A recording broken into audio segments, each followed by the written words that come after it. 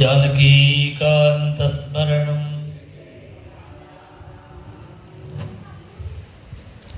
नमः पार्वतीपतये गोपिका जीवनस्मरणम्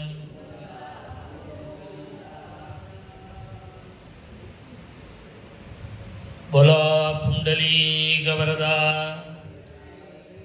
सद्गुरुस्वामिनः आञ्जनेयस्वामिनः वैदेही सहितं सुरद्रुमतले हैमे महामण्डपे मध्ये पुष्पकमासने मणिमये वीरासने सुस्थितम् अग्रे वाचयति प्रभञ्जनसुते तत्त्वं मुनिभ्यः परम् व्याख्यान्तं भरतादिभिः परिवृतं रामं भजे श्यामलं पीताम्बरं करविराजितशङ्खचक्र कौमोदकी सरसिजं करुणासमुद्रं राधा सहायमतिसुन्दरमन्दहासं वातालये शमनिशं हृदि भावयामि दूरीकृतसीतार्तिः प्रकटीकृतरामवैभवस्फूर्तिः दारितदशमुखकीर्तिः पुरतो मम भातु हनुमतो मूर्तिः भक्तवात्सल्यजलधेः परमानन्दरूपिणः अस्मदाचार्यराजस्य प्रपन्नोऽस्मि पदाम्बुजम् त्र्यम्बकपुराधीशं गणाधिपसमन्वितं गजारूढमहं वन्दे शास्तारं कुलदैवतम् உள்ளே நிறுத்துவான். சரி, புத்தர்பலம் யசோதைரியம் நிர்பயத்வமரோகதா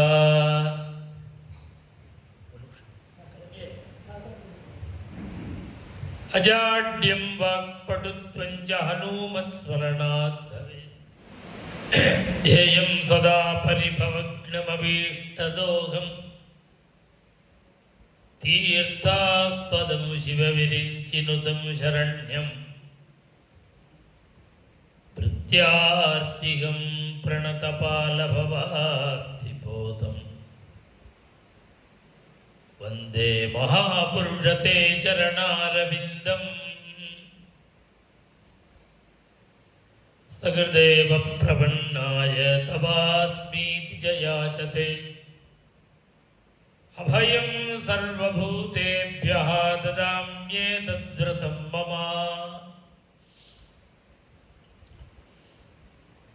சக்கரவர்த்தி திருவானான பகவானுடைய சன்னிதானத்துக்கு ஆஞ்சநேய சுவாமி வந்து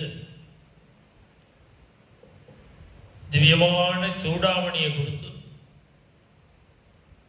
சீதா விற்த்தாந்தத்தெல்லாம் சொன்ன உடனே ஆஞ்சநேய சுவாமி ஆலிங்கனம் பண்ணிட்ட பிரபு நகுர்மி சதிருஷம் பிரியம், உனக்கு என்னால நீ பண்ணின சேவைக்கு என்னால பதில் பண்ண முடியலைங்கிற விஜயப்பிரதமான முகூர்த்தத்தில் அங்கிருந்து கிளம்பி சமுத்திரக்கரைக்கு வந்துட்டார் சுவாமி. திருப்புல்லாணின்னு தர்பசயனம், ராமேஸ்வரத்துக்கு போற வழியில் இருக்கு வருது திருப்புல்லாணி திவ்ய தேசம். அங்கு வந்தார் பெருமாள்.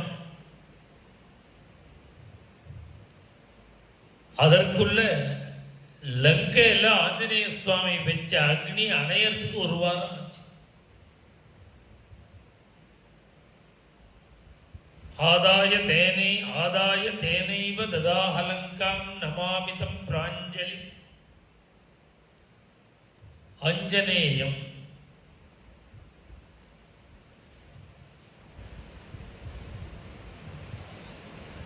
எந்த அக்னியை வச்சார் அப்படின்னா சீதையினுடைய பாதிவிரத்திய அக்னியை எடுத்து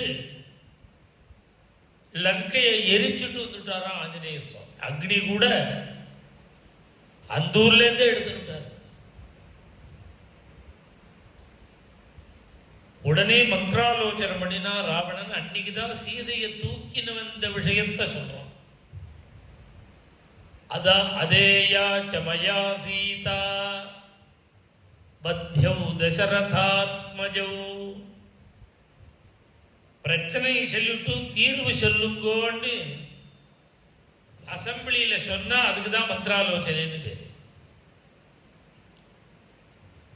இவன் முடிவை சொல்லிட்டான். என்னன்னா சீதைக்கு திருப்பி தர முடியாது, ராமலட்சுமணால வதம் பண்ணது. இதுக்கு உபாயம்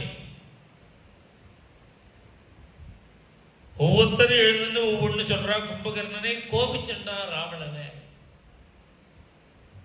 இந்திரஜித்து நான் இருக்கும்போது நீங்க வருத்தப்படலாமா அழலாமான்னு கேட்கிறான். உடனே விபீஷண சுவாமி அவருடைய டேர்ன் வந்தது. அவர் ராவணனுக்கு தர்மத்தை சொன்னார். சுனிவிஷ்டம் ஹிதம் வாக்கியம் உக்தவந்தம் விபீஷணம்.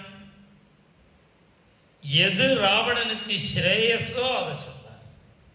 கேட்க போறானோ? கேட்க மாட்டான். ஏன் அப்படின்னா இதே கட்டத்திலேயே வால்மீகி சொல்றார். விபீஷணன் சொன்ன மாதிரி சுலபா புருஷாராஜன் சததம் பிரியவாதினா. இந்த லோகத்துல நிறைய கிடைப்பா. யார் தெரியுமோ? 100 ரூபாய்க்கு 4 பேர் கிடைப்பான். பிரியமா எப்போதும் பேசணும். நாம் சொல்ற விஷயம் அவருக்கு பிடிக்காதுன்னா கூட எது நல்லதோ அதை சொல்றமோ ரொம்ப அரிது. அப்பிரியஸ்ய து பத்யஸ்ய வக்தா துர்லபம்.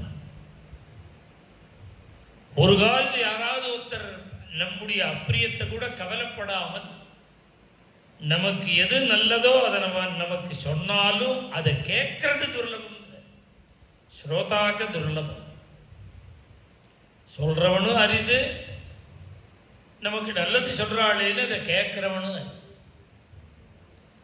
ராவணன் சொன்னா எதற்குள்ள ராமனுடைய கோதண்டத்திலேருந்து புறப்பட்ட பானம் இந்த லங்கைக்கு வருதோ வராமல் இருக்கோ அதுக்குள்ள சீதையை திருப்பி கொடுத்துருவோம். எதற்குள்ள வானர சைன்யம் லங்கைக்கு வராமல் இருக்கோ அதுக்குள்ள சீதையை கொண்டு கொடுத்துருவோம்.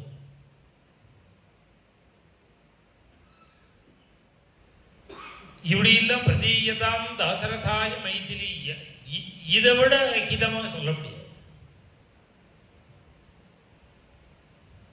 தனானி ரத்னானி விபூஷணானி. நிறைய ஆபரணங்கள், ரத்னங்கள், ஐஸ்வர்யம் எல்லாத்தையும் தங்க தாம்பாளத்தில் வச்சுண்டு சீதையும் அழைச்சிண்டு ராமன்ட்ட கொண்டு போய் கொடுத்து சரணாகதி பண்ணினாய் வசயமராஜன்னிக வீதசோகா. நாம் கவலை இல்லாமல் இருக்கலாம். சரணாகதி பண்ணணும்னு சொல்ல வந்தவன் நெரிச்சுட்டான். நிவேத்யா நான் காமிச்சா போதும் ராமன். சரணாகதி கூட வேண்டாம். என்ன இவன் அகங்காரி, இவன் பண்ண மாட்டான். அகம்பாவம் இருக்கிறதுனால இவன் சரணாகதி பண்ண மாட்டான். எவ்வளவு ஹிதம் அவ்வளவு சொல்றார் விபீஷண சுவாமி. கேட்கல. விபீஷணன் அந்யஸ்த்வேவம் விதம் ப்ரூயாத் வாக்கியமேதன் நிசாச்சரா அஸ்மின் முகூர்த்தே நபவே த்வாம் திக்குலபாம்சலா. வேற யாராவது இதெல்லாம் என்கிட்ட சொல்லியிருந்தா கழுத்தை வெட்டிருப்பேன். நீ கூட பிறந்ததுனால உன்னை மன்னிச்சே, இனி என் முகத்துல முழிக்காத. எனக்கு தெரியும்டா இன்னென்ன இடத்துல இன்னென்ன இருக்கு. வித்யதே கோஷு சம்பன்னம். பசுன்னு ஒண்ணு இருந்தா அதுல சகல சம்பத்தும் இருக்கு. அது வீட்டு வாசல்ல கட்டியிருந்தாலே போதும். நாமெல்லாம் பசுக்களை கொல்ல பக்கத்துல கொட்டில்ல கட்டியிருப்போம். இதான் சம்பிரதாயம் நம்ம தமிழ்நாட்டில். நான் இந்த கிர் பசு எல்லாம் வாங்கிறதுக்கு இந்த கட்சி பிரதேசத்துக்கு போய் இந்த காங்கிரீட் பசுவெல்லாம் வாங்கிறதுக்கு நான் சுற்றிருக்கேன். இருந்தா துவாரகை அந்த பக்கங்கள்லாம், ஜுனாகாட் ஏரியாலாம்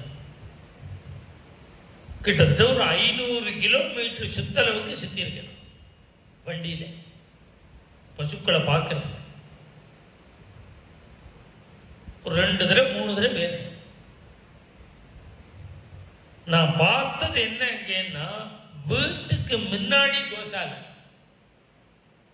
நாம் போன நேராக மாடு கட்டுற இடம் தான் முன்ன ஃப்ரண்ட்டில் பரிசா மாடுகள் கண்ணுக்குட்டிலாம் கிட்ட இருக்கும். அது தாண்டி தான் அவன் குடி இருக்கான். நம்ம ஊருக்கு நேர் மாறுதலாக இருக்காங்க. பசுக்களை முன்னாடி கட்டி என்ன பிரயோஜனம் அப்படின்னா, கோடீஸ்வரனா இருக்கான். நாம கொல்ல பக்கத்தில் கொண்டு கட்டிட்டோம்.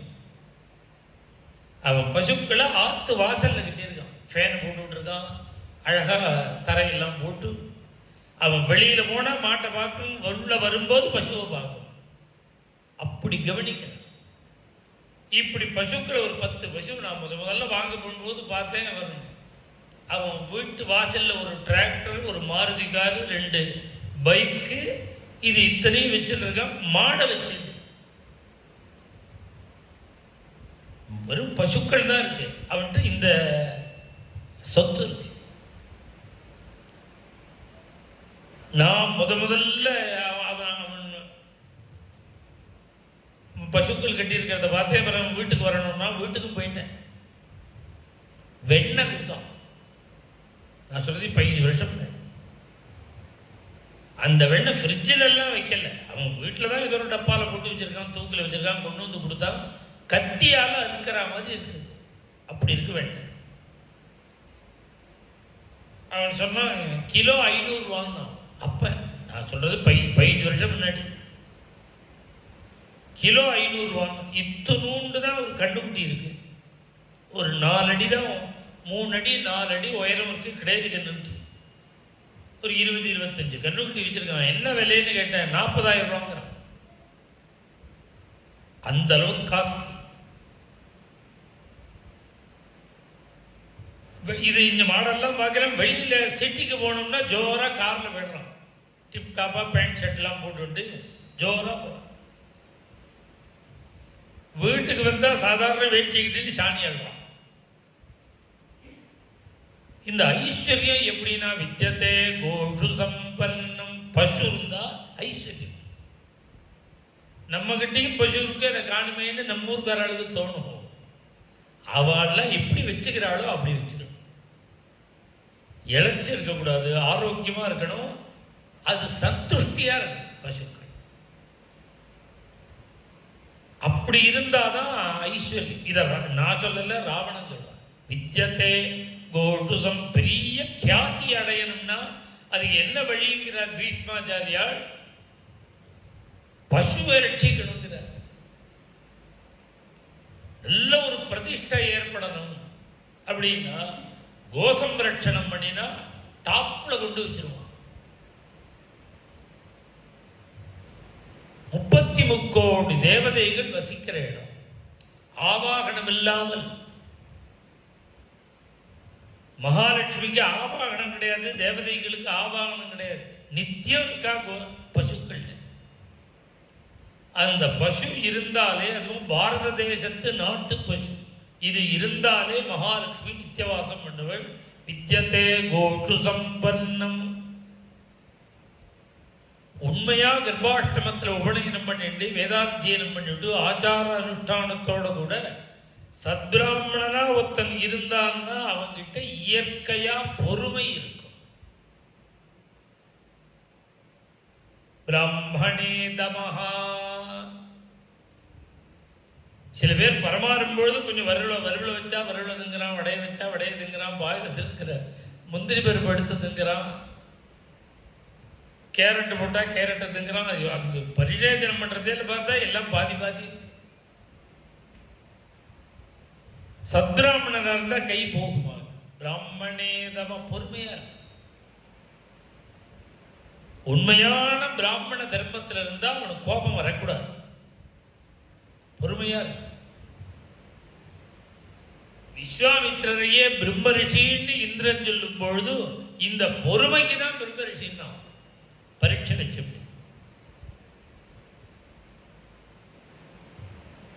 வித்யதே ஸ்திரீஷு சாபல்யம். ஸ்திரீகள் அப்படின்னு இருந்தாலே அவளுக்கு உடனே டிசைட் பண்ண முடியாது, வேவரிங் மைண்டாவே இருக்கும். இதெல்லாம் அவன் ஏதோ பழைய பொம்மநாட்டி சொல்றான். ராவணன் அவன் இந்த நாள் மாமியெல்லாம் பார்த்தா அவன் சரண்டர் பண்ணிடும். இந்த நாள்ல எவ்வளவு மேதாவிகளா இருக்கா, எவ்வளவு வீட்டுக்காராளா இருக்கா. ஸ்திரீகள் கிட்டக்கையே நிற்க முடியாது. இந்த சபலங்கள்லாம் இவன் தான். அவ ரொம்ப திருதியா இருக்கு. ஏதோ ராவணா அது மாதிரி மாமியே பார்த்துருக்கான் போல இருக்கு.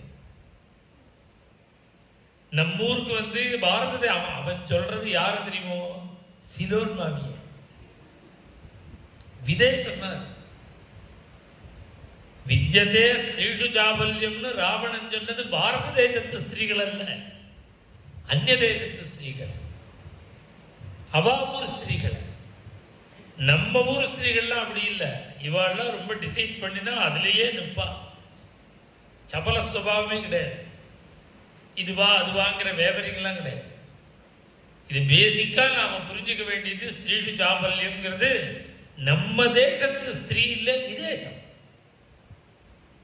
வித்யதே ஸ்திரீ வித்யதே ஞாதிதோ பயம். ஞாதின்னு ஒருத்தர் இருந்தான்னா அவங்கிட்ட பயத்தை தான் எதிர்பார்க்க. நீ எனக்கு ஞாதியோனும் என்னை பத்தி நல்லதே சொல்ல மாட்டேன், போடான்னு விரட்டி விட்டுட்டோம். விபீஷண சுவாமி எவ்வளவோ சொல்லி பார்த்தார், கேட்கல. உத்பபாதகதா பாணிஹி சதுர்பிஸ்ஸக ராட்சசைஹி. போடான்னு திக்காரம் பண்ணின உடனே அப்படியே ஆகாசத்துல மேலே ஏறிட்டார். ஆகாச மார்க்கமா கிர்ன்னு மேலே போனார். உத்பபாத கதா, கதையும் கையுமா கிளம்பிட்டார். 4 ராட்சசாரோட அவர் ரொம்ப அந்தரங்கமா விபீஷண சுவாமிக்கு வேண்டிவார். அங்க போய் நின்று திருப்பி தர்மம் சொன்னார். கேட்கல ராவணன். கிளம்பி நேரா இக்கரைக்கு வந்தா வானர சைன்யத்துல நடுப்புல உட்கார்ந்து இருக்கார் சுவாமி. கிட்டவே போக முடியாது, அப்படி வியூகம். வர முடியாம எட்டி நின்று பக்கத்துல இருக்கிற வானரர்கள்ட்ட தான் யாரு எதுக்கு வந்திருக்கோங்கிறது சொல்றான். பரித்யக்தாமயா ராகவம் சரணங்கதா. எல்லாத்தையும் விட்டேன். அண்ணாவை விட்டேன், சம்சாரத்தை விட்டேன், குழந்தைகளை விட்டேன், ஐஸ்வர்யத்தை விட்டேன், ஊரை விட்டேன். கட்டிண்ட வேஷ்டியோட என் பிரபுவை சரணாகதி பண்ண வந்திருக்கேன். இப்படி விபீஷண சுவாமி நான் வந்திருக்கிறத விபீஷணம் உபஸ்திதம், நான் இப்படி வந்துட்டேன்னு என் பிரபுகிட்ட போய் சொல்லுங்கோ, நான் சரணாகதி பண்றேன்னு சொல்லுங்க.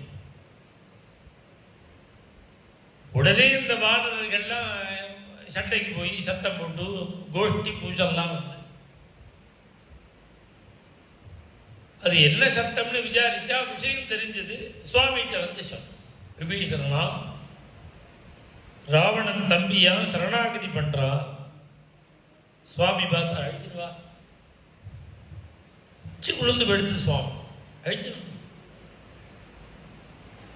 உடனே சுக்ரீவன் எழுந்துட்டு அதெல்லாம் அழிச்சுன்னு வரக்கூடாது, அவன் யாரு என்னன்னு தெரியாது, சத்ரு தேசத்திலேருந்து வந்திருக்கான், சத்ருவனுடைய தம்பி, அதனால அவனெல்லாம் சேர்த்துக்க கூடாது. சுவாமி முகம் வாடி போயிடுச்சு. பகவத் பிரதிகூல சீலவுன்னார் பாகவதத்தில். சனகாதிகள் வைகுண்டம் சேவிக்கிறதுக்கு வரும்பொழுது வாசல் இருக்கிற ஜெய விஜயா உள்ள போகக்கூடாதுன்னு தடுத்துட்டான். தடுத்தவன் யாருங்கிறார் சுகாச்சாரியால், பகவத் பிரதிகூல சீலம். பெருமானுடைய ஹிருதயத்துக்கு நேர் விபரீதமா காரியம் பண்றதுல எக்ஸ்பர்ட். பிரதிகூலசி. அதுபோல சுக்ரீவன் சேர்த்துக்க கூடாது.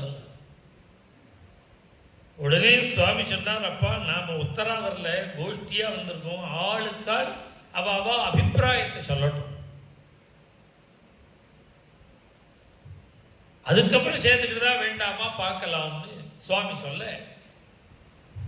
ஒவ்வொருத்தரும் ஒவ்வொன்று சொன்னோம். அதே சகாலே சம்பிராப்தா சர்வதா சங்கியேவகி. அவன் வந்த நேரம் சரியில்லை. சத்ரோசகாசாத் சம்பிராப்தா, சத்ருபட்சத்திலேருந்து வந்திருக்கான், அதனால சேர்த்துக்க கூடாது. குணத சங்கிரகம் குறியாது. அவனை கூப்பிட்டு 10 கேள்வி இன்டர்வியூ வைப்போம். சரியா பதில் சொன்னா சேர்த்துப்போம், தப்பா சொன்னா வேண்டாம். சார பிரணிகிதோ தர்மா. 4 சிஐடி அனுப்புவோம், செக் பண்ண சொல்லுவோம், ரிப்போர்ட்டை வச்சுன்னு தீர்மானம் பண்ணுவோம். ஒவ்வொருத்தரும் ஒவ்வொன்று சொல்றார். ஆஞ்சநேய சுவாமி எழுந்து அவருடைய டேர்ன் வந்தது. அவர் சொல்றார், அத சம்ஸ்கார சம்பன்னா. இனி மேதாவியான ஆஞ்சநேய சுவாமி பேச போறார். நல்ல ஞானம் உள்ளவர் பேச, சம்ஸ்காரம் உள்ளவர். இனி கட்டிக்காரர் பேச போறாருன்னா என்ன அர்த்தம்? இதுவரையில் பேசணும் சுப்பன் அதுலயே இருக்கு. அத சம்ஸ்கார சம்பன்னா. ஆஞ்சநேய சுவாமி பேச ஆரம்பிச்சார். இது யதார்த்தம் ராமகௌரவாத். நான் ஏதோ படித்தவன், கெட்டிக்காரன், மேதாவி அப்படிங்கிற எண்ணத்துல பேசல. என்ன சுவாமி பிரபு பேச சொன்னால் பேச. நான் சொல்றது உங்களுக்கு ஏற்புடையதா இருந்தா ஏத்துக்கோங்க, இல்லைன்னா விட்டுடணும். என்ன சொல்ல சொன்னதுனால நான் சொல்றேன். என்ன அபிப்பிராயம்னு கேட்டேன்னா, விபீஷண சுவாமி ரொம்ப நல்லவர். ஒருத்தர் சொன்னார் சத்ருபட்சத்திலேருந்து வந்தார். சத்ருபட்சத்துல நல்லவாளே இருக்க மாட்டாரா? இன்னொருத்தர் சொன்னா வந்த நேரம் சரியில்லைன்னா, என்ன அபிப்பிராயம் இதுதான் நல்ல நேரம். யோக்கியனா இருந்தா சீதையை தூக்கின்னு வந்த அன்னைக்கே வந்திருக்க வேண்டாமா? இன்னைக்கு வந்தா எப்படி ஏத்துக்கிறதுன்னா, அன்னிலேருந்து இன்னி வரையில் அவன் ஹிதத்தை சொல்லிட்டு இருக்கான். திருத்திருவோன்னு பார்த்தான். அவ அண்ணா திருந்தறதா தெரியல, வந்துட்டார். இன்னொருத்தர் சொன்னார், 10 கேள்வி கேட்போம், பரீட்சை பண்ணுவோம். பரீட்சைன்னா சில பேருக்கு நல்லவாளுக்கு கூட பரீட்சை பண்ணா உளறிடுவா. பரீட்சைக்குள்ள ஒரு பயம் இருக்கு. அதனால நாம் கேள்வி கேட்டு இது சொல்ல முடியாமல் அவர் வேண்டான்னு விட்டா ஒரு நல்லவனை இழந்த மாதிரி ஆயிடும். இன்னொருத்தர் சொன்னார், சிஐடி அனுப்புவோம்னார். கண்ணுக்கு தெரியாதவா இடத்துல இருக்கிறவனுக்கு தான் சிஐடி, வாசல்ல நிற்கிறவனுக்கு சிஐடி இல்லை. அது மாத்திரமல்ல, உத்தியோகம் தவ சம்பிரேக்ஷா. உங்களுடைய உத்தியோகம் தெரிஞ்சுட்டு வந்திருக்கார் விபீஷண சுவாமி. என்ன உத்தியோகம்னார் சுவாமி? நீங்க ஒரு விரதம் வச்சுட்டு இருக்கீங்களே, காட்டுல எத்தனை தம்பி வந்தாலும் அண்ணாவை வதம் பண்ணி தம்பிக்கு பட்டாபிஷேகம் பண்றதுன்னு ஒரு விரதம், அதை தெரிஞ்சுட்டு வந்திருக்க. என்ன அப்படி விரதமாங்கிறார் சுவாமி? ஆமாங்கிறார். உங்க தம்பி பட்டாபிஷேகம் பண்ணிக்கலேங்கிறதுக்காக ஊர்ல இருக்கிற தம்பிகள்லாம் இவர் பட்டாபிஷேகம் பண்ணி வைக்கிறார்.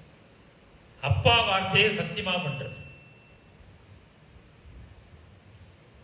சுவாமிக்கு மனசு திருப்தி ஆயிடுது. ரொம்ப நல்லவர். போய் ஆனையை இன்னும் ஹரிஸ்ரேஷ்டா சுக்ரீவனை பார்த்தார். சுக்ரீவா போய் அழிச்சிருவான். சுக்ரீவன் பார்த்தான். அவனுக்கு ஹனுமார்ட்ட அசூய வந்துருச்சு. இந்த ஹனுமார் லங்கைக்கு போயிட்டு வந்தாலும் போயிட்டு வந்தார். எந்த பேப்பரை நீட்டினாலும் படிக்காமலே ராமர் கையெழுத்து போட்டார். ஹனுமார் என்ன சொன்னாலும் கேட்கிறார். உடனே அவனுக்கு தோணுனது, அதுலேயும் நியாயம் இருக்கு. நம்மளை மாதிரி கொத்து குத்துன்னு தான் பேசுகிறார் அனுமார். எந்த விஷயத்தையும் ஏவம் பகுவிதாம் சிந்தாம் சிந்தயித்வா மகாகவின்னு எந்த விஷயத்தையும் யோஜனை பண்ணி அனலைஸ் பண்ணி அப்புறம் பேசுகிறார். அதனால ஃபெயிலே ஆகல. நாம் கொத்து குத்துன்னு சொன்ன உடனே பதில உளறி வர்றோம், அதான் விடாம.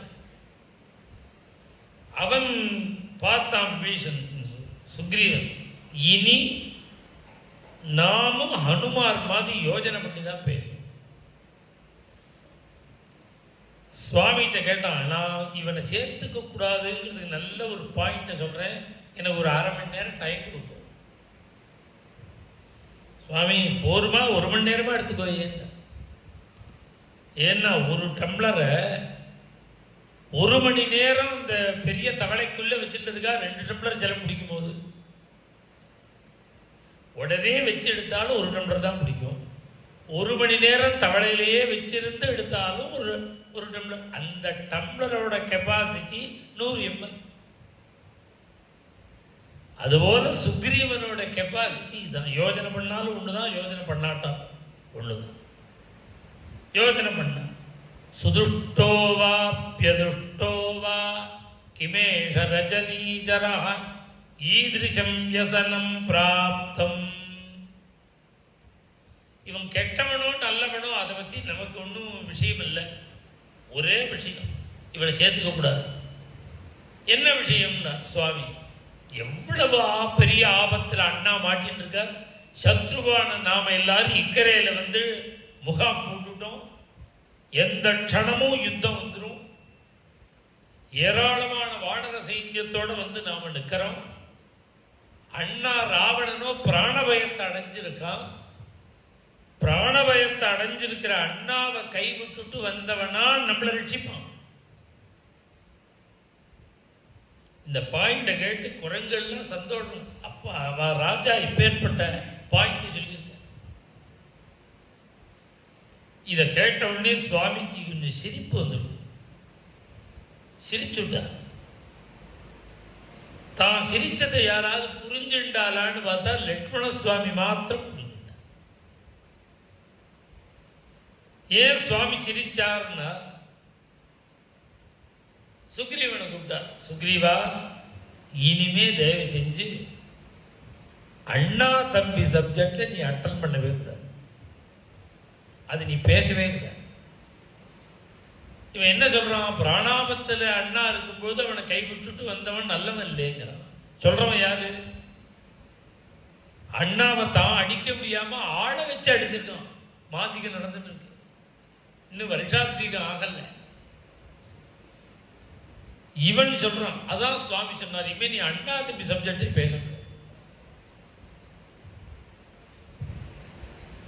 தம்பி தம்பி தம்பின்னா எல்லாரும் தம்பி ஆயிடுவாளா? என் தம்பி பரதனுக்கு சமம் தம்பியே கிடையாது. நசர்வே பிராதரஸ்தாத பவந்தி பரதோபமாக. ஸ்வர்ண விக்கிரகம் மாதிரி லட்சுமண சுவாமி பக்கத்தில் நிற்கிற அவரை சொல்ல வேண்டாமோ?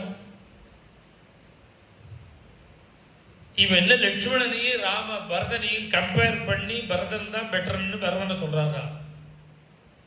அவ அண்ணா தம்பிகளுக்குள்ள உள்ள விஷயம் இல்லை. இப்ப காட்டுல இப்ப இந்த விபீஷணன் 3வது தம்பி. முதல் தம்பி ராஜ்யத்தை சரணாரவிந்தத்துல சரணாகதி பண்ணி பிரார்த்தனை பண்ணின பரதாழ்வார். 2வது தம்பி வாலியோட தம்பி சுக்ரீவன். முதல் தம்பி ராமனோட தம்பி பரதன். 2வது தம்பி வாலியோட தம்பி சுக்ரீவன். 3வது தம்பி ராவணனோட தம்பி விபீஷணன். இப்ப 3 தம்பிகள் வந்திருக்கா. இந்த 3 தம்பியில என் பரதனுக்கு சமமான தம்பி. ஏன்னா ராவணன் தம்பியோ வாலி தம்பியோ அண்ணாவோட ராஜ்யத்துக்கு அவன் அண்ணாவை கொண்டு எனக்கு ராஜ்யம் கொடுன்னு கேட்ட தம்பி. அண்ணாவோட ராஜ்யத்தை பிடிக்க விடுன்னு கேட்ட தம்பி. இந்த தம்பி என்னன்னா தன்னோட ராஜ்யத்தை அண்ணாவுக்கு சமர்ப்பிக்க வந்த தம்பி. பரதோபமாக. புள்ளன்னா எல்லாரும் புள்ளையே ஆகிட மாட்டா. என்ன மாதிரி புத்திரன் கிடையாது. மத்விதாவா பிது புத்திராக. சொல்லிக்க வேண்டிய இடத்துல சொல்லிட்டு தான் ஆகணும். சுவாமி சொல்றாரு என்ன மாதிரி புள்ள கிடையாது. ராமர் சொல்லட்டும் சொல்லாம போட்டோம். ராமர் மாதிரி ஒரு சத்புத்திரன் உண்டா? பாரத தேசத்துல எத்தனை சரித்திரங்கள் இருக்கு. எதை வேணாலும் எடுத்து பாருங்க. ராமன் மாதிரின்னு தான் சொல்லலாமே தவிர ராமனுக்கு மேலேன்னு சொல்றதுக்கே இடம் இல்லை. சுவாமி சொல்றார் மத்விதாவா பிது புத். அப்ப அது மாதிரி ஃப்ரெண்டு அப்படின்னு சொன்னா ஒன்ன மாதிரி ஃப்ரெண்டு கிடையாது. ஆனையினம் ஹரிஸ்ரேஷ்டா. நான் சொல்றேன் போய் அழிச்சிருவா. அவனுக்கு அபயம் கொடுத்தாச்சு, போய் அழிச்சிருவா. சுக்ரீவனுக்கு அப்பையும் போக மனசு இல்லை, நின்றுட்டே இருந்தான். சுவாமி அதுக்கு மேல சொல்ற அவன் எவ்வளவு தப்பு பண்ணியிருந்தாலும் பரவாயில்ல. சதாமேதகர்ஹிதம்.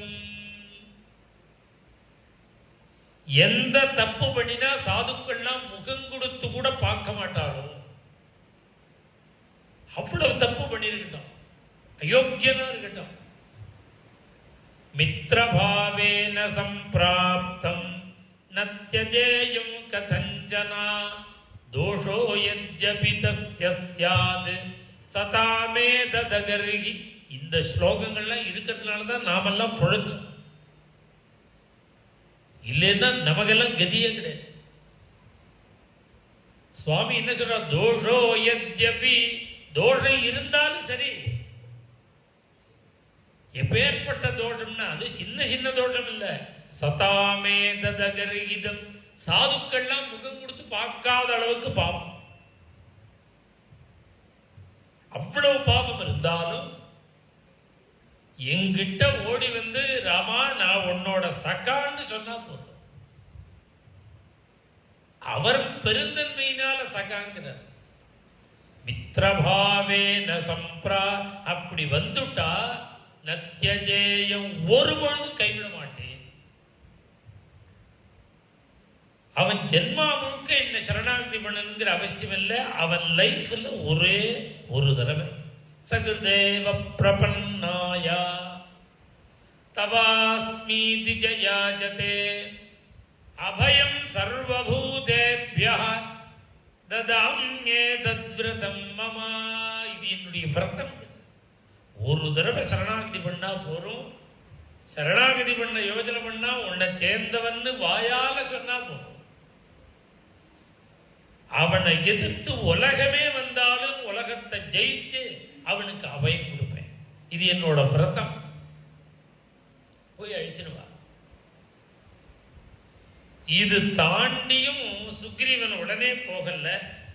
அவனுக்கு விபீஷணனை பத்தி ஒன்றும் பெரிசா அப்படி இல்லை, அபிப்பிராயம் இல்லை. அவன் கூடாது கூடாது கூடாதுன்னு இத்தனை நேரம் சொன்னது எதுக்கு தெரியுமோ? இப்ப இவன் வேற ராமர் சந்நிதியில சுக்ரீவன் தான் மஞ்சள் குளிக்கிறான். அடுத்த போஸ்டுக்கு ஆள் இல்லாம ஏகாக்கியா அனுபவிச்சுட்டு இருக்கான்.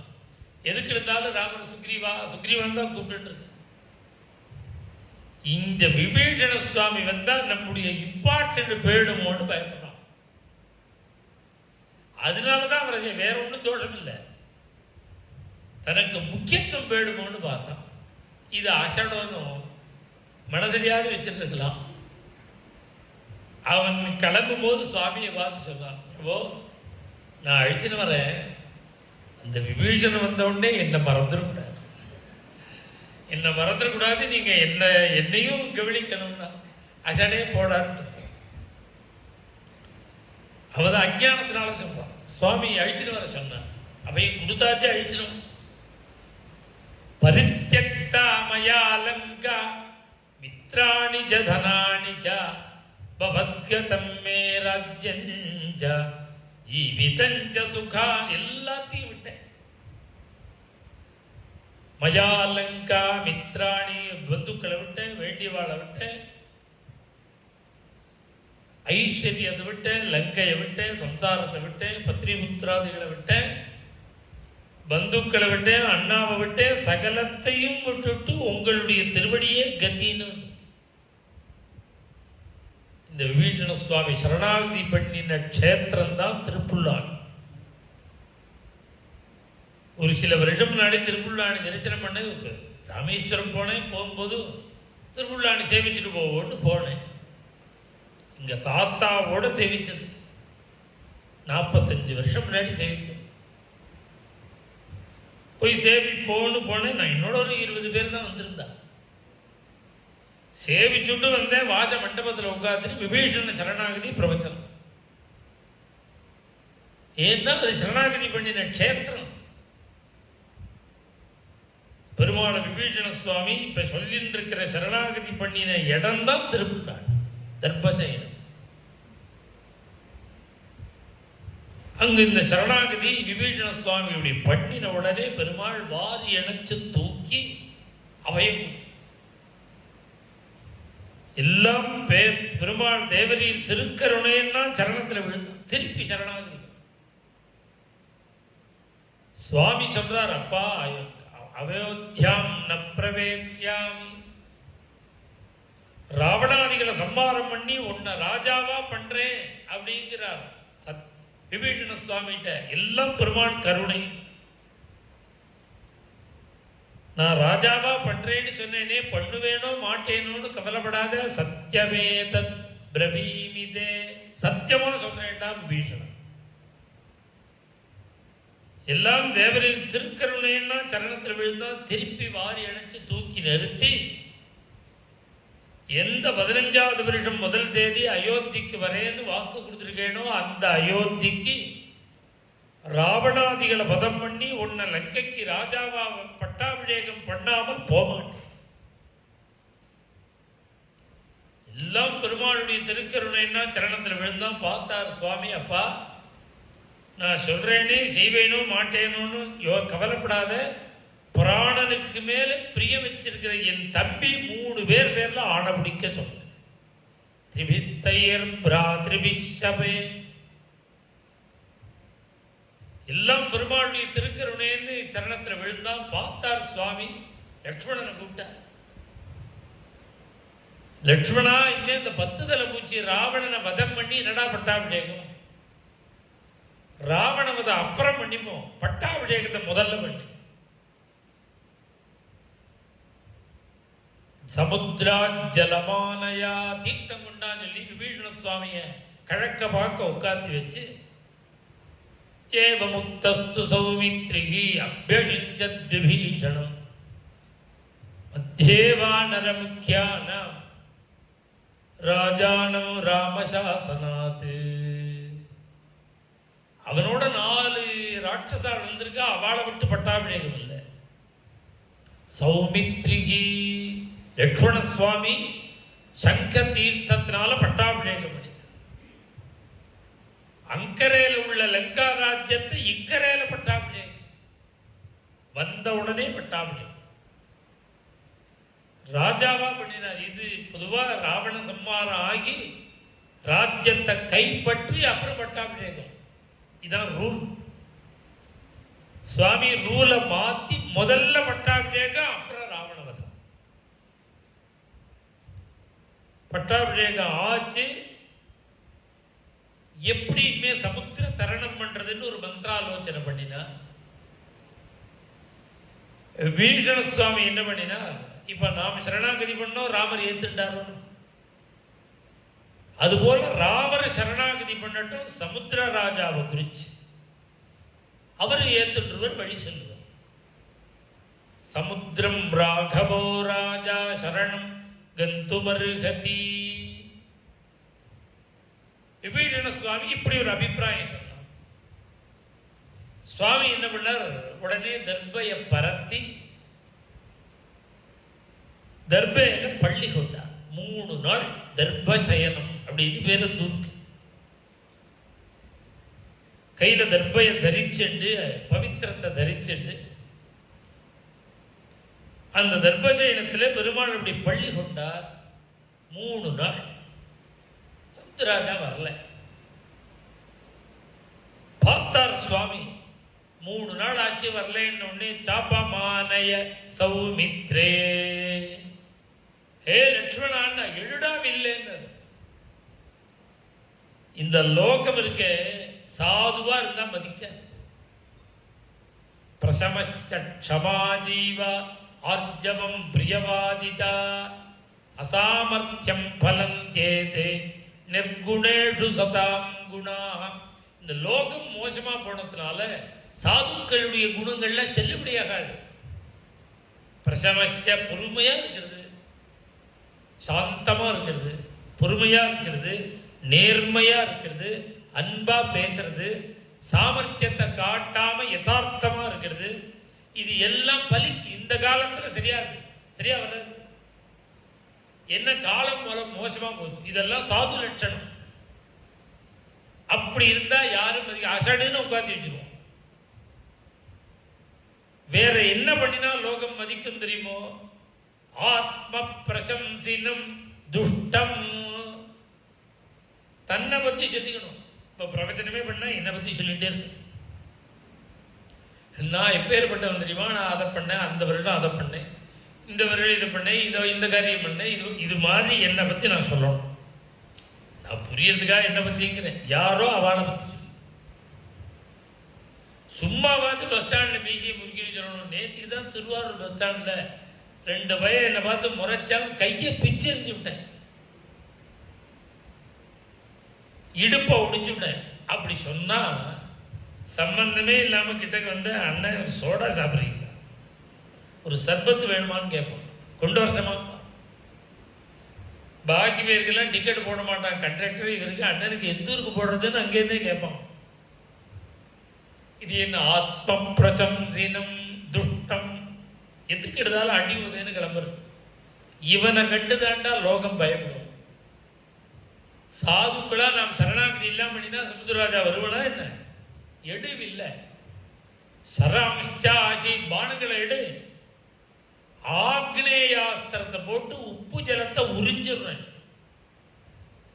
குரங்குகள்லாம் சமுத்திரத்தை தாண்ட வேண்டாம், மணல்ல நடந்து ஓடட்டும் லங்கைக்கு. பத்யாம் யாந்து பிளவங்கமா. கோபம் வந்துடுது சுவாமி. திரஸ்தாப்திகி சுகாச்சாரியா இந்த கதைய இந்த 2 பதத்துல சொல்ற. திரஸ்தாப்திகி பாகவதத்துல இப்படி சுவாமிக்கு கோபம் வந்த உடனே சமுத்திரராஜா ஓடி வந்து சரணாகதி. எங்கடா பேருந்தேன்? 3 நாளா சரணாகதி பண்ணினேனே, எங்கடா போனேன்? எங்கேயும் போகல, முதல் அலையில தான் ஒளிஞ்சுட்டு இருந்தேன். 3 நாளா ஏண்டா வரலன்னா, நீங்க சரணாகதி பண்றேன் பெருமாள், நான் வந்து நின்னேன்னா அந்த சரணாகதியை அங்கீகரிச்சா மாதிரி ஆயிடாதா? நான் வராமல் உங்களுக்கு கோபம் வந்து நீங்க கோபிச்சகனும் நான் சரணாகதி பண்ணணும் தான் வெயிட் பண்ணேன் 3 நாள்.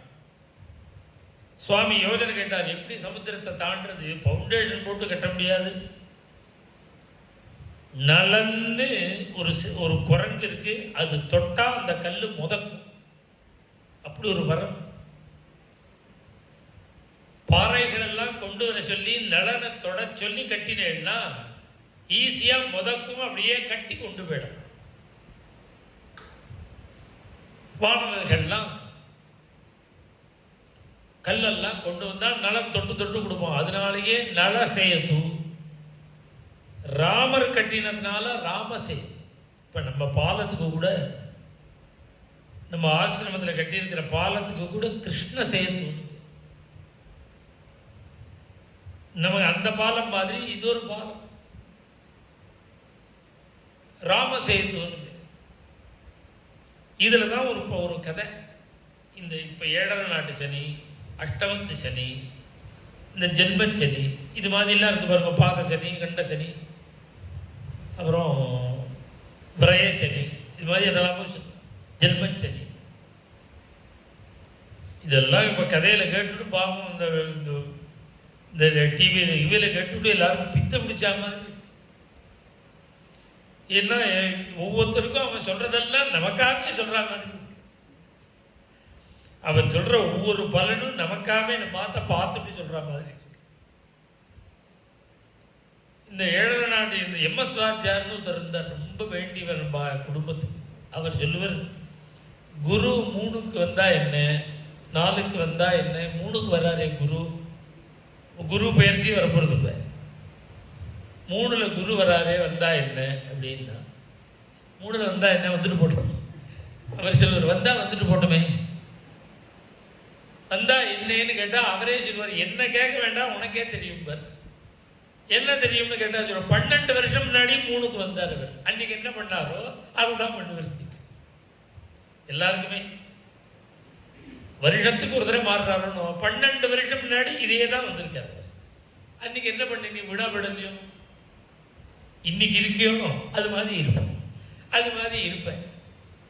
இது மாதிரி ஜோசியம் சொல்றவா ரொம்ப ரேர். ஜென்ரலா என்ன பண்ணுவா, வீக்கா இருக்கிறவன் தானே ஜாதகத்தையே தூக்க போறான்.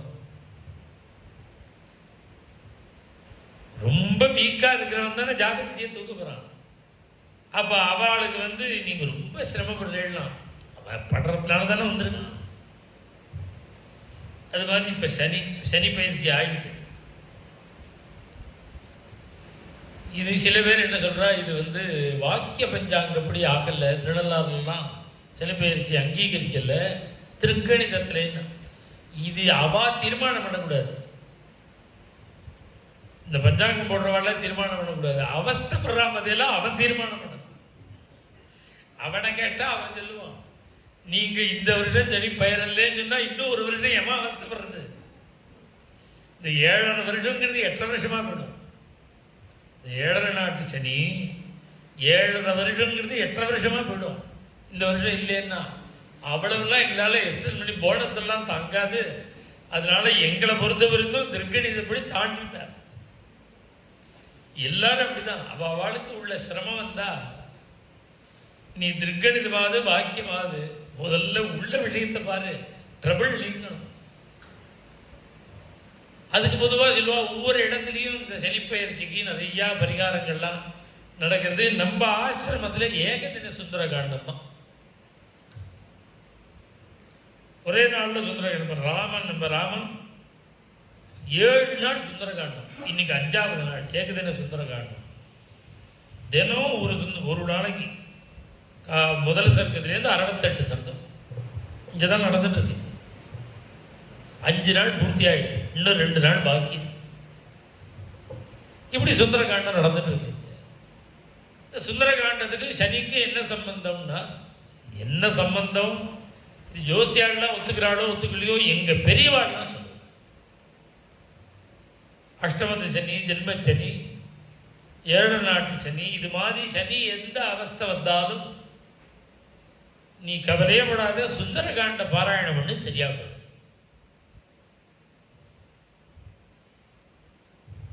இது எதுக்காக சொல்ல வந்த இந்த கதைன்னா, இதுக்கு ஒரு பிரமாணம் இருக்கு. சுந்தரகாண்டத்துக்கும் இந்த சனிக்கும் சம்பந்தம் இருக்கு. இந்த குரங்குகள்லாம் கல்லை தூக்கின்னு வந்துதானோ, ஹனுமார் ஏகாந்தமா உட்கார்ந்துட்டு இருக்காரு. அவர் வேலை செய்ய வரல. குரங்குகள்லாம் சில குரங்குகள்லாம் நேரம் ஹனுமார்ட்ட போச்சு, நீ என்ன சீதையை பார்த்ததுக்காக ஒஸ்தியா, நாங்கெல்லாம் கல்லை தூக்குறோம், நீ பார தூக்க மாட்டேங்கிறியே. அவர் சொன்னார், கொஞ்சம் பெரிய கல்லா பிரட்டி போட்டு வைங்கோ, நான் பின்னாடியே வந்துட்டு இருக்கேன்னு அனுப்பிச்சுட்டார். இந்த குரங்குகளை அனுப்பிச்ச உடனே சனி வந்துட்டார். சனீஸ்வரன், இந்த சனீஸ்வரன் வேறு. நாமெல்லாம் அவற்றை உள்ள பயத்துல சனீஸ்வரன். இந்த ஈஸ்வரன்கிறது பரமேஸ்வரனுக்கு ஒண்டிதான். அதனால அவனுக்கு சனைஸ்வரன் பேர். மெதுவா டிராவல் பண்ணுவார். அந்த சனி வந்துட்டார். ஹனுமாரை பார்த்தார். என்னன்னு கேட்டார். என்ன வழி? அவர் குருபுத்திரன், சூரியனுடைய புள்ளதானே சனி. குருபுத்திரனும் சுவாகதம்னா அதெல்லாம் அப்புறம். இன்னிலேருந்து 7.5 நாட்டு சனி ஆரம்பம். உனக்கு சனி ஆரம்பம். அதுக்காக என்ன பண்ணணும்னு கேட்டார் ஹனுமார். நான் உங்ககிட்ட வரப்போறேன். ஹனுமார் சொன்னார், இப்ப வராதிங்கோ, ராம பட்டாபிஷேகம் ஆனவுடனே வாங்குவோம். 7.5 வருஷங்கிற அவதியே இல்லை. நீங்க நான் இருக்கிற வரைக்கும் தான் தலையில எங்கிட்டயே இருக்கலாம். அதெல்லாம் முடியாதுப்பா, நான் டயத்தை ஒண்டி மாற்றவே மாட்டேன், டயத்துக்கு வந்துடுவேன். அதெல்லாம் ஒன்றும் சலுகை பண்ண முடியாது, வேண்டியவா வேண்டாதவாலாம் பார்க்க முடியாது. உடனே ஹனுமார் சொன்னார், இருந்துதான் ஆகணுவான்னார். ஆமா, நான் எங்க இருக்கிறது சொல், உனக்காக ஸ்பெஷல். இங்கே குருபுத்திரால் தலையில இருக்கும். இப்ப தலையில ஏறி உட்கார்ந்து விட்டார் ஹனுமார். தலையில சனி. இந்த குரங்கள்கிட்டெல்லாம் கமிட் ஆகியிருக்காரோன்னு நீங்க போய் கல்லை மிரட்டி வைங்கோ, நான் வரேன்னு பார்த்தார். கல்லை வச்சிருந்தான். பார்த்தாரப்பா, இந்த கல்லெல்லாம் போறாது, இன்னும் பெருசா பெரிய பாறையா ஒரு 200 குரங்கா உருட்டின்னு வந்தது. இந்த கல்லை தலையில வச்சுக்கிறதுக்கு ஒரு சும்மாடு முன்னெல்லாம் வேஷ்டியால இப்படி வைக்கலால வேஷ்டியால இப்படி உருட்டி தலையில வச்சுட்டா பாரம் வச்சா நேரம் அழுத்தாது. அதை உன்னை சுருட்டி கொண்டு வந்தா ஒருத்தம். ஹனுமார் வேண்டான்ட்டார். ஏற்கனவே ஒருத்தர் இருக்காரு, வேண்டான்னு நேரடியா கல்ல வச்சான். ஹனுமாருக்கு ஒண்ணுமே ஆகல, சனி நடுப்புல மாட்டினுட்டார். அவர் ஹனுமாரை பார்த்து என்ன விட்டுடுன்னார். ஹனுமார் சொன்னார், அதெல்லாம் இல்லை, நீங்க வந்திருக்கீங்க பெரியவா, அதெல்லாம் நீங்க இங்கே இருக்கணும்னார். இல்லப்பா, என்னால தாங்கல, என்னை விட்டுடுன்னார் சனி. அப்ப ஆஞ்சநேய சுவாமி சொன்னார், நீங்க 7.5 வருஷம் இருக்க வேண்டாம், பாலம் கட்டி முடிக்கிற பிறந்த இருக்கும், கல்லு தூக்க உபயோகமா இருக்கு. அப்பா என்னை விட்டுடுடான்னு இருக்கு. அப்பதான் ஆஞ்சநேய சுவாமி ராம பக்தி பண்றவாள, ராமநாமம் சொல்றவாள, ராமாயண பாராயணம் பண்றவாள் அவாகிட்ட நீங்க எந்த சேஷ்டையும் பண்ணக்கூடாது. ஹனுமார் வரன் வாங்கி வச்சாராம். அதனாலதான் இன்னைக்கு சுந்தரகாண்ட பாராயணம் பண்ணினா இந்த 7 நாட்டு சனி சம்பந்தமான எந்த சிரமமும், இந்த சேது பந்தத்துக்கும் அதுக்கும் ஒரு சம்பந்தம் இருக்குது. எங்க பெரியவாள்லாம் சனினாலே சுந்தரகாண்ட பாராயணம் பண்ணு. சேதுபந்தம் 5 நாள்ல சேதுபந்தம் முடிஞ்சு தர்ம யுத்தமானத்தினால அங்கதன தூது அனுப்பிச்சு கிரமமா யுத்தம் ஆரம்பிச்சு சீதை சொன்னாலும் வதஞ்சா நிச்சதா கோரம், எல்லாரையும் கொண்டுடுவா, எல்லாருக்கும் ஒன்ன அழ வச்சுட்டு உனக்கு அழ ஆள் இல்லாத பொழுது உன்னை வதம் பண்ணுவார். அப்படியே நடக்கும். ராவணன் சேர்ந்த அத்தனை பேரையும் வதம் பண்ணியாச்சு. அதுக்குள்ள ராமருடைய பட்சத்திலேயே ரிக்ஷணசுவாமி அடிபட்டார். நாகபாச பிரயோகம் எல்லாத்திலேருந்தும் மீண்டு வந்து, பிரம்மாஸ்திரத்திலேருந்தும் மீண்டு வந்து, கடைசியில ராவணனையும் ராவணன் ஒண்டிதான் பாக்கி. அவனோட அபாரமா யுத்தம். இந்த யுத்த காண்டம், இப்ப யுத்த காண்டம் நான் 2 நிமிஷம் 5 நிமிஷத்துல சொல்ல போறேன்.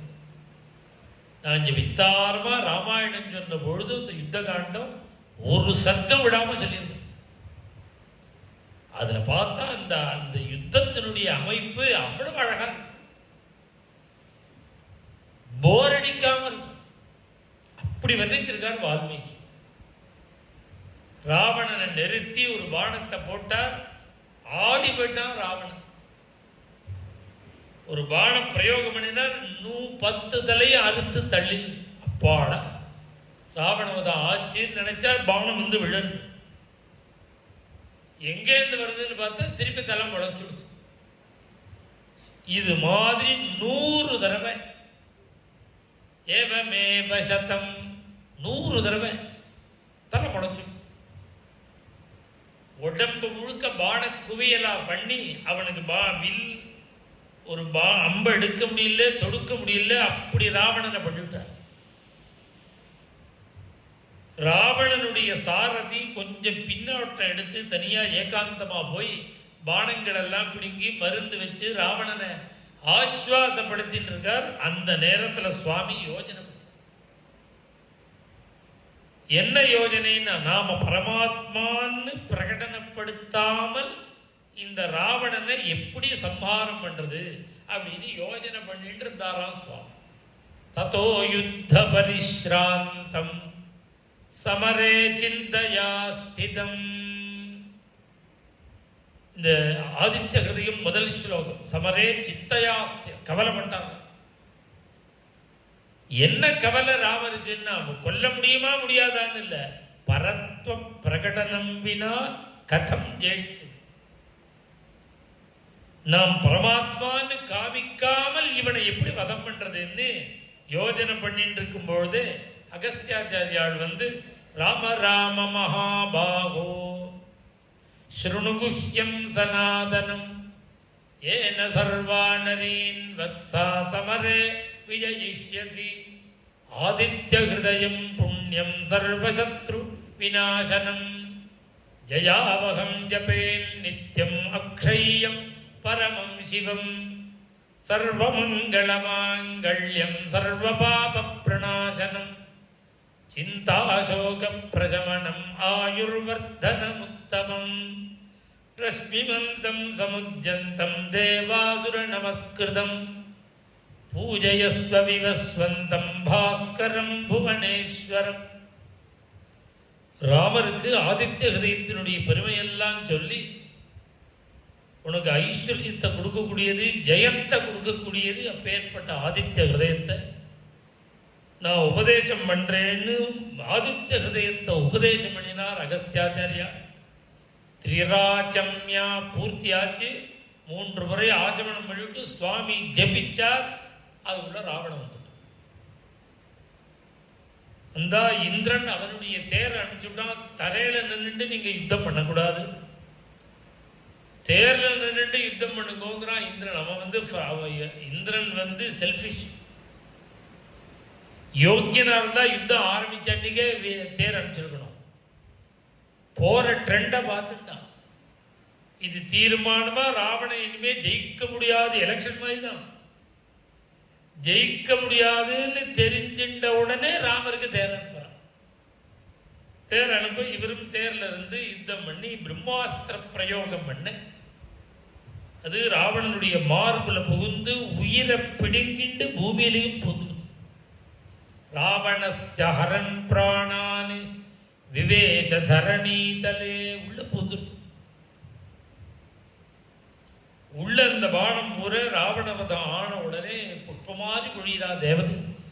தேவதைகள்லாம் ததஸ்து சுக்ரீவ விபீஷணாத். சுக்ரீவ விபீஷணன் முதலிய அத்தனை பக்தாளும் ரணே அபிராமம் யுத்த கடத்துல ஜெயஸ்ரீயோட பிரகாசிச்ச ராமச்சந்திர பிரபுவை புருஷ சூக்த விதானத்தினால பூஜை. உடனே சுவாமி என்ன பண்ணார், சீதைய அழிச்சினவர் சொல்ல, மங்கள சமாச்சாரத்தை ஹனுமார் போய் சொல்ல, சீதைய கொஞ்சம் தவறுதலா பேசுற மாதிரி சுவாமி பேச, சீதையும் அக்னியில இறங்கி அக்னி பகவான் மடியில தூக்கின்னு வந்து இவளுடைய பாதிவிரத்திய அக்னி என்ன சுடுறதுன்னு ராமற்ற ஒப்படைச்சார். சீதையை மடியில வச்சிருந்தார். விபீஷண சுவாமிக்கு பட்டாபிஷேகம் பண்ணி திவ்யமான புஷ்பக விமானத்துல வானர சைன்யத்தெல்லாம் அழிச்சிட்டார். விபீஷண சுவாமி அவளையும் அழிச்சிட்டார். கிளம்பி நேரா அயோத்தியை நோக்கி வர பறக்கிறது சுவாமிக்கு மனசு. அயோத்திக்கு போகணும். பரத ஞாபகம் வந்துருச்சு. கிஷ்கிந்த தாண்டும் பொழுது சீதாதேவி இந்த வானர பத்திரிகள்லாமும் வரட்டமேன்னு சொல்ல, அப்படியே நிறுத்திட்டு அவளெல்லாமும் அழைச்சிட்டு எல்லாம் ஃபுல் புஷ்பக விமானம் முழுக்க தலை. எத்தனை பேர் இருந்தாலும் இடம் கொடுக்கும். இது மாதிரி சுவாமி பரப்பிட்டு நேரா பரத்வாஜ ஆசிரமம் வந்து அங்க ஆதித்யத்தை பெற்றுக்கொண்டு தங்கி, அடுத்த நாள் கார்த்தால 15வது வருடம் முதல் தேதி சுவாமி கிளம்புறார். அன்னைக்கு தசரதம் போட்ட பிளான் நடக்கலன்னு 14 வருஷம் முன்னாடி போட்டாரோன்னு பிளான். 15வது வருஷம் முதல் தேதி அயோத்திக்கு வருவேன்னாரோன்னு ராமர் கரெக்டா 15வது வருஷம் முதல் தேதி சொன்னபடி வராரு. சாதுக்கள் போட்ட பிளான் நடக்காதுன்னு அர்த்தம் இல்லை, நடக்கும், தீர்மானமா நடக்கும். 15வது வருடம் முதல் தேதி வர அதற்குள்ள ஆஞ்சநேய சுவாமி விட்டு பரதனுக்கு சொல்லி அனுப்பிச்சு, நகரத்தெல்லாம் அலங்காரம் பண்ணி நந்தி கிராமத்துல வந்து சுவாமி இறங்குறார். ஜக்ராக பரதோரஸ்மின்னு தேரை கொண்டு வந்து நிறுத்தி விட்டான். விமான இறங்கல்ல பரதன் வந்து அண்ணான்னு சரணத்துல விழுந்தான். சிரசஞ்சலி மாதாயா, கைக்கு தலைக்கு மேல கையை வச்சுட்டு சுவாமியை சரணாகதி பண்ண. விமானம் வந்து நிக்கல, கீழே நிக்கிற பரதனை கட்டி தூக்கிட்டாராம். தூக்கி மடியில வச்சுட்டு பரதா பரதா பரதான்னு இவர் ஆசுவாசப்படுத்த பரதன் அழ சமாதானப்படுத்தி பரதனோடு கீழ் இறங்கி நந்தி கிராமத்திலேருந்து இப்போ அயோத்திக்கு பிரவேசிக்கணும். அன்னைக்கு சுமந்திரன் வந்து நிறுத்தியிருந்தான் தேரை. பார்த்தான் பரதன், உனக்கு ராசி இல்லை, அன்னைக்கு காட்டில் கொண்டு விட்டுட்டேன், நான் அழிச்சுன்னு போறேன் அண்ணாவேன்னு பரதனே தேர் ஓட்டி சுவாமி அழிச்சுன்னு வந்தேன். 9000 யானைகளை அலங்காரம் பண்ணி வரவழைச்சு சுக்ரீவ பிரபதிகளை சர்வாலங்கார பூமிதாளா பண்ணி அலங்காரம் பண்ணி யானை மேல ஏற்றி ராமர் தேருக்கு முன்னாடி சுக்ரீவன் போறான். கௌரவப்படுத்தி அயோத்தியில சுவாமி பிரவேசிச்சு இக்ஷ்வாகு முதலிய ராஜாக்கள்லாம் எந்த கிரகத்துல வசிச்சாலும் அந்த கிரகத்துல 14 வருஷம் கழிச்சு சுவாமி உள்ள பிரவேசிச்சு மாதாக்களுக்கெல்லாம் நமஸ்காரம் பண்ணி ஜட்டாசோதனம் பண்ணிட்டு மங்களஸ்நானம் பண்ணி சுவாமி இப்படி சந்தோஷமா இருக்கும் பொழுது வசிஷ்டாச்சாரியால் சாம்ராஜ்ய பட்டாபிஷேகத்துக்கு ஏற்பாடு பண்ணி ஜபம் ஹோமம் அர்ச்சனைகள்லாம் சித்தம் பண்ணி 400 புண்ணிய நதி 500 புண்ணிய நதிகள் 4 சமுத்திரத்திலேருந்து தீர்த்தம் கொண்டு வந்து அதுல கலச பூஜைகள்லாம் பண்ணி யதோக்தமா சாம்ராஜ்ய பட்டாபிஷேகம் பண்ணி சித்தம் பண்ணி மனு மாந்தாதா முதலிய சக்கரவர்த்திகள்லாம் எந்த சிம்மாசனத்தில் உட்கார்ந்தாலும் அதே சிம்மாசனத்தில் பிரபுவையும் தேவியையும் உட்கார்த்தி வச்சு வைதேகி சைதம் சுரத்ருபதலே ஐமே மகாமண்டபே சுவாமியையும் தாயாரையும் இப்படி உட்கார்த்தி வச்சு அப்பிய தத்தோ ததஸ்தப்ரயதோ விருத்தா வசிஷ்டோ பிராமணை சா. ராமருக்கு கற்பூரம் சீக்கிரம் போயிடுது. ராமம் ரத்னமயே பீఠே சஹசீதம் ன்யவேஷயத் வசிஷ்டோ வாமதேவஸ்ச ஜாபாலிரதகாஸ்யபः காத்யாயனஸ்சு யஜ்ஞஸ்ச கௌதமோ விஜயஸ்ததா அப்யசிஞ்சன் நரவ்யாக்ரம் பிரசன்னேன சுகந்தினா சலிலேன சஹஸ்ராட்சம் வசவோ வாசவம் யதா. அஷ்டவசுக்கள் இந்திரனுக்கு பட்டாபிஷேகம் பண்றது போல தேவியோட கூட சிம்மாசனத்தில் எழுந்துருள பண்ணி வசிஷ்டாச்சாரியார் ராமருக்கு பண்ண. ராமருக்கு ததஸ்ஸ பிரயதோ விருத்தா வசிஷ்டோ பிராமணை சா ராமம் ரத்னமயே பீఠே சஹசீதம் ன்யவேஷயத் வசிஷ்டோ வாமதேவஸ்ச ஜாபாலிரதகாஸ்யபः காத்யாயனஸ்சு யஜ்ஞஸ்ச கௌதமோ விஜயஸ்ததா. இந்த ராமரை காமிச்சாரு. இந்த ராமர் நான் பிறக்கிறதுக்கு முன்னாடியிலேருந்து நம்ம பார்த்துல இருக்க, எனக்கு பிறந்தத்திலேருந்து ஞாபகம் இருக்கிற ராமர். அவர் 80 வருஷத்துக்கு மேல நம்ம பார்த்துல இருக்கிற இருந்த வடகுடியில கிராமத்தில் இருந்த ராமர் தீர்மானமா 65 வருஷத்துக்கு முன்னாடி 75 வருஷம் கூட இருக்கலாம். இப்படி வசிஷ்டாச்சாரியால் சீதாதேவியோடு கூட பெருமாளை எழுந்தருள பண்ணி வசிஷ்டர் வாமதேவர் ஜாபாலி காசியவர் காத்யாயனர் சுயக்கியர் கௌதமர் விஜயர்ங்கிற 8 வேத வித்துக்கள் சாம்ராஜ்ய பட்டாபிஷேக கிரமப்படி ரித்விக்குகள் கன்னிகைகள் எல்லாரும் சுவாமிக்கு பட்டாபிஷேகம் பண்ண நஞ்ச திரும்பி அணியை பார்த்து அத்தனை பேர் ஆனந்தப்பட பிரம்மதேவன் திவ்யமான கிரீடத்தை சமர்ப்பணம் பண்ண யுவராஜ பட்டாபிஷேகம் லட்சுமண சுவாமியை பண்ணிக்கொண்டார். மாட்டேனுடார் பரதாழ்வாருக்கு பட்டாபிஷேகம் பண்ண. இந்த பட்டாபிஷேக வைபவத்தை வர்ணிச்சு இதை யார் சிரவணம் பண்றாளோ, எங்க சொல்றாளோ, எங்க நடக்கிறதோ, எங்கிருந்து யார் சிரவணம் பண்ணினாலும் குடும்ப விருத்தியும் தனதான்ய விருத்தியும் குடும்பம் வாழையடி வாழையா மேல மேல மேல சந்ததிகள் ஏற்பட்டு நிறைய ஐஸ்வர்ய சமர்த்தி, தனதானிய சமர்த்தி. 14 வருஷம் முன்னாடி பூக்கல்ல காய்க்கல்லேன்னு நிறுத்தியிருந்தார் ராமர். காட்டுக்கு கிளம்பின உடனே எல்லாம் சேர்ந்து காய்ச்சுதான், பழுத்துதான், பூத்துதான். நித்திய புஷ்பா நித்திய பலா. ஸ்திரியோ ரஜஸ்வலா ஸ்ருத்வா புத்திரான் சூஹிர் அனுத்தமா. அதிகாரம் உள்ள ஸ்திரீகள், தகுதி உள்ள ஸ்திரீகள் ராமாயண சிரவணம் பண்ணினா சந்தான பாக்கியம், புத்திர பாக்கியம் ஏற்படும்.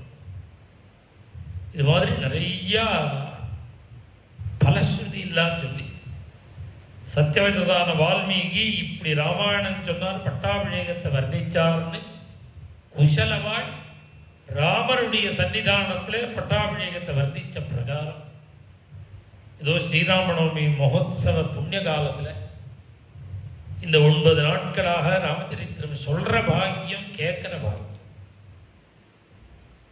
பொதுவாக எங்க அப்பா இருக்கிற பிறந்தும் கோகுலாஷ்டமி ராமநவமின்னா அப்பா பிரவச்சனம் பண்ணிடுவார். இப்ப அவர் இல்லாததுனால கோகுலாஷ்டமி ராமநவமி எல்லாம் நானே பிரவச்சனம் பண்ற மாதிரி ஒரு வாய்ப்பு பக்தாவுக்கு. அதே மாதிரி இது முடிஞ்சு நரசிம்ம ஜெயந்தி வரப்போகுது. அதுக்கு முன்னாடி ஒரு 10 நாளைக்கு பிரகலாத சரித்திரம் பிரவச்சனம் விஸ்தாரமா. பிரகலாத சரித்திரத்தை சொல்லணும். அது 10 நாள் ஆகும் சொல்றது. இந்த ஸ்துதி எல்லாம் சொல்லணும், சரித்திரம் முழுக்க சொல்லணும், உபதேசம் சொல்லணும். அதுபோல அப்பையும் சத்சங்கம் இருக்கு. வருஷம் பிறப்பு அன்னைக்கு பாண்டுரங்கனுக்கு விஷுன்னு கொண்டாடுறாலும் அதுபோல நிறைய பழங்கள். கார்த்தால 7வது மணி தங்கத்தேர்ல வீதி உலா வருஷபிரபுக்காக. 8 மணியிலேருந்து எல்லா பக்தாலும் சரண சேவை, தொட்டு சேவிக்கிற மாதிரி ஒரு பாக்கியம். சாயங்காலம் வழக்கப்படி நித்திய சேவைக்கு உள்ள தங்கத்தேர் எல்லாமே நடக்கும். பஜனைக்கு ஏற்பாடு பண்ணியிருக்கு. நிறைய பக்தாலாம் வந்து பஜனை பண்ணுவா. அதனால அவசியம் வரணும். ஒரு கேரளாவில் ஒரு சம்பிரதாயம் உண்டு, இது மாதிரி சிரவணங்கள்லாம் பண்ண. இப்போ இங்கே இருக்கிறவாளுக்கு சொல்லலை, நிறைய பேர் பார்த்துட்டு இருக்காளுன்னு அவளுக்காக சொல்ல. இதுபோல ஒரு சம்பிரதாயம் கேரள சம்பிரதாயத்தில் இப்படி இல்லை, சிரவணம் பண்ணினா ஏதாவது சமர்ப்பணம் பண்ணணும்னு உண்டு. அவன் நாம வேண்டாம்னாலும் கேட்க மாட்டான். அவள் சொல்லிடுவா, ஒரு பிளேட்டை கொண்டு வச்சுடுவா. இல்லெல்லாம் இப்பயும் இப்படிதான் பண்றான். அதுபோல இதை சிரவணம் பண்ணின வாழ்க்கை, சிரவணம் பண்ணினதுக்கு ஏதாவது ஒரு சேவை பண்ணணும். அது எனக்கு பண்ணணுங்கிற அவசியம் இல்லை. பாண்டுரங்கனுடைய நித்திய சேவைக்கு பண்ணணும். பாண்டுரங்கனுடைய நித்திய சேவைங்கிறது ஒரு நாளைக்கு கார்த்தாலேருந்து ராத்திரி வரையில் தங்கத்தேர் உள்பட 25,000 ரூபாய். நீங்க 365 குடும்பம் வேணும், வருஷம் முழுக்க பண்ணணும். அதுக்கு தான் பிரயத்தனம் பண்ணிட்டு இருக்கோம். சக்தி இருந்தா அந்த ஒரு நாள் நித்திய சேவை பண்ண முடிஞ்சா வரலாம், வராட்டாலும் நடக்கும். இந்த பிரசாதம் வந்து சேர்ந்துரும் வாழ்க்கை. எவ்வளவு 25,000 ரூபாய் முடியல அப்படின்னா 11,000 ரூபாய் தங்கத்தேருக்கு மாத்திரம் வச்சு 365 நாளும் தேர் ஓடணும். அப்படிதான் பிளான் பண்ணிட்டு. அதுக்கு நித்தியோத்சவம்னு பேர். இது மாதிரி திருமலையில தான் நடக்குது. தினம் புறப்பாடு, இது நித்தியோத்சவம். அதுபோல நம்ம பாண்டுரங்கனுக்கு நித்தியோத்சவம் பண்ணணும்னா தேர் ஓடணும் 365 நாளும். இந்த தேருக்கு மாத்திரம் 365 நாள் 365 பக்தாள்னா 11,000 ரூபாய் வச்சு. அப்படின்னு இல்லை, எது வேணாலும் பண்ணலாம். இதுதான் அதுதான்லாம் கிடையாது. ஒரு நாளைக்கு 1000 ரூபாய் வீதம் ஆறுது புஷ்பத்துக்கு வாங்கி அர்ச்சனை பண்றது மாத்திரம் நம்ம ஆசிரம நந்தவன புஷ்பம். பாக்கி பள்ளியறையோ மாலையோ இதுக்கெல்லாம் ஒரு நாளைக்கு 1000 ரூபாய்க்கு. ஒரு மாசம் பாண்டுரங்கனுக்கு நிவேதனத்துக்கு 50,000 ரூபாய். அவருக்கு பண்றவருக்கு சாமான்கள், இது ஒரு சிஸ்டமா பண்டரிபுரம் மாதிரி நடக்கும். இந்த ஒரு மாசம் நம்முடைய கைங்கரியமா பாண்டுரங்கன் அவனுக்கு நிவேதனம் நம்மோடு தான் இருக்கு. அதுபோல 12 மாதம் இது நிறைய சைவம் இருக்கு. இன்னதுதான் கிடையாது. யாருக்கு எது முடியுமோ அவள் இந்த கைங்கரியத்தில் கலந்துக்கலாம். இப்போ இந்த ராமாயண சிரவணத்துக்கு இதை பார்த்துட்டு இருக்கிற பக்தாள்லாம் இப்படி கைங்கரியத்தில் கலந்துக்கோங்க. வேற இன்னொரு முக்கியமான விஷயம் இந்த தேர் விஷயமா. 100 பேர்கிட்ட சொல்லி 100 பேர் கொடுத்துட்டான். இந்த பாண்டவங்களுடைய தேரை பொறுத்த பரியந்தம் நாம சொன்னபடி எல்லாரும் கொடுத்துட்டான். தேர் கைங்கரியம் நடந்துட்டு இருக்கு. இப்ப தேர் கைங்கரியம் கிட்டத்தட்ட ஒரு 8 அடி வந்துடுது. ஒரு 4 அடி ஒரு ரெடியா இருக்கு. 1 அடி ஒரு 1.5 அடி பண்ணியிருக்கா. வீல் 3 அடி. வீலோட அச்சு மொத்தம் விஸ்தாரப்பார்னு இந்த தேர்ல அது 15 அடி. அந்த 15 அடி வரத்துக்கு இப்ப 8 அடி 8.5 அடி வந்துடுது. 7 அடி தான் பாக்கி. 6 அடி தான் பாக்கி. நாம் பிளான் போட்டபடி தான் நடந்துட்டு இருந்தது. அதுல ஒரு ட்ரவல் ஒன்று வந்துடுது. நாம் ஒரு அளவையும் கொஞ்சம் மாற்றிட்டோம். முதல்ல 13 அடியா இருந்து இப்போ 15 அடியா பண்ணிட்டோம். பெருசு பண்ணிட்டோம். நமக்கு ஆப்பிரிக்காலேருந்து தான் வந்திருந்தது மரம். அதில் பெரிய பெரிய மரமாக வந்திருந்தது. அதில் ஒரு 400 கன அடி பர்யந்தம் வீணா போயிடுச்சு. உள்ளுக்குள்ள வீணா போயிருக்கு. அதனால இப்போ இம்மீடியட்டாக மரம் கிட்டத்தட்ட 15 லட்சம் ரூபாய்க்கு மரம் வாங்க வேண்டியிருக்கு. நாம் அளவெல்லாம் கூட்டி பெருசு பண்ணினதுல இன்னொரு 10 லட்சம் ரூபா கூட 25 லட்சம் ரூபா நம்முடைய எஸ்டிமேட்டுக்கு மேலே ஆயிடுத்து தேருக்கு. எங்ககிட்ட பல பக்தாள் கேட்டு முடிஞ்சுடுத்துன்னு சொல்லிவிட்டேன். தேர் கைங்கரியும் முடிஞ்சுடுத்து அப்படின்னு பல பேர்கிட்ட சொல்லிவிட்டேன். இப்போ இது ஒரு 4 நாளைக்குள்ள உள்ள ஒரு வாரத்துக்குள்ள உள்ள டெவலப்மெண்ட். இது 125 பேர் 1 லட்சம் ரூபா வீதம் கொடுத்தா இந்த கைங்கரியம் முடிஞ்சிடும். தேருக்கு எங்கிட்ட கேட்டு நாம் பூர்த்தி ஆச்சுன்னு சொல்லி பல பேர் வருத்தமாகவும் இருக்கா. அவ யாருன்னு மறந்து போயிடுத்து. எனக்கு இப்போ ஞாபகம் இருந்தால் கூப்பிட்டு சொல்லிடலாம். மறந்ததுனால இப்போ சொல்கிறேன். யார் யாரில் எங்கிட்ட கேட்டேனோ, யார் யார் கேட்காம நினச்சிட்டு இருக்கேனோ எல்லாருக்கும் ஒரு பெரிய வாய்ப்பு. இந்த தேர் இன்னும் கொஞ்சம் அதிகமாகிடுது காரியக்கிரமங்கள். இந்த தேருக்கு யாருக்கு முடியுமோ அவ பெருமாளுடைய தேர் கைங்கரியத்தில் கலந்துக்கலாம்.